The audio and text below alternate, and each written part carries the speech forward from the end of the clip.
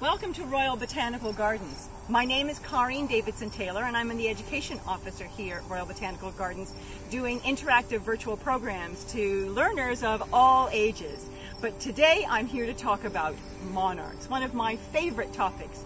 And some of you have been seeing monarchs since late May, some of you not until a month later than that. Some of you have been seeing them regularly, some of you have been seeing them sporadically. But the monarchs are here. And since late May, we've had about 2 generations, perhaps even 3, but we're now on our last generation in Ontario. These are called the super generation. And these monarchs are the ones that are going to be traveling and migrating all the way down to Mexico, stopping there to overwinter until March, when they'll then make their way up to Texas, where they will finally mate, lay eggs, and die, thus beginning those multiple generations up to Ontario. This super generation has a larger abdomen, its wings are slightly larger, it's gone into reproductive diapause, so there's no mating whatsoever. And as they're traveling down to Mexico, migrating down to Mexico, they are feeding along the way.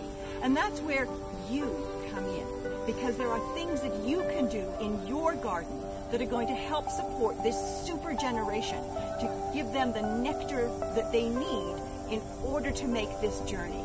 So here are some ideas of plants that you might put in your garden. Some native, some not native, but all providing nectar.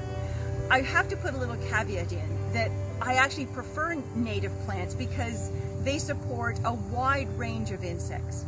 But some of these cultivated plants that I'm going to suggest are also great nectar sources. So maybe have a nice balance within your garden. But let's start with this one of my favorites, Joe Pye weed. Now I've brought it down here so it's a little easier for you to see, but it's a good example of a plant or a flower that a monarch might go to.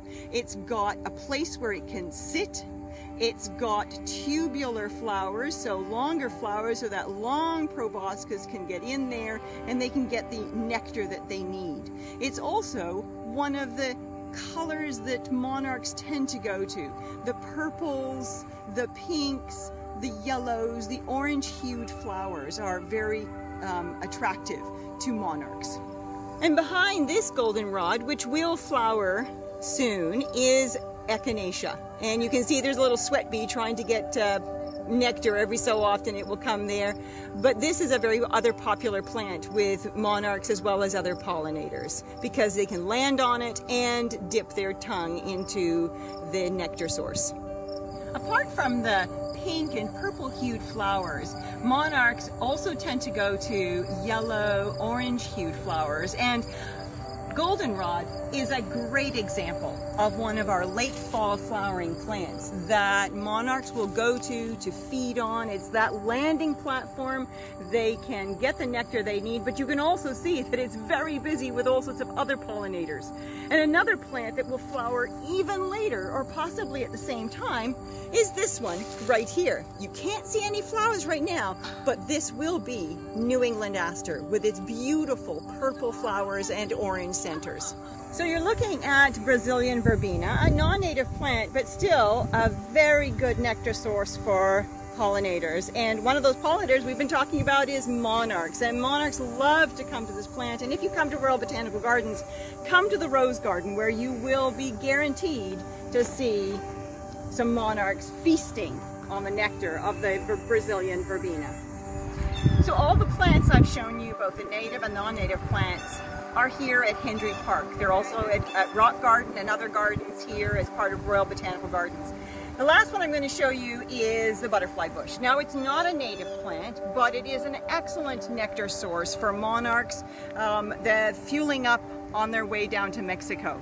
So what you can do in your garden is make sure that you have plants from late May to into October that can support monarchs on their journey to Ontario, in Ontario, and then leaving Ontario to go down to Mexico.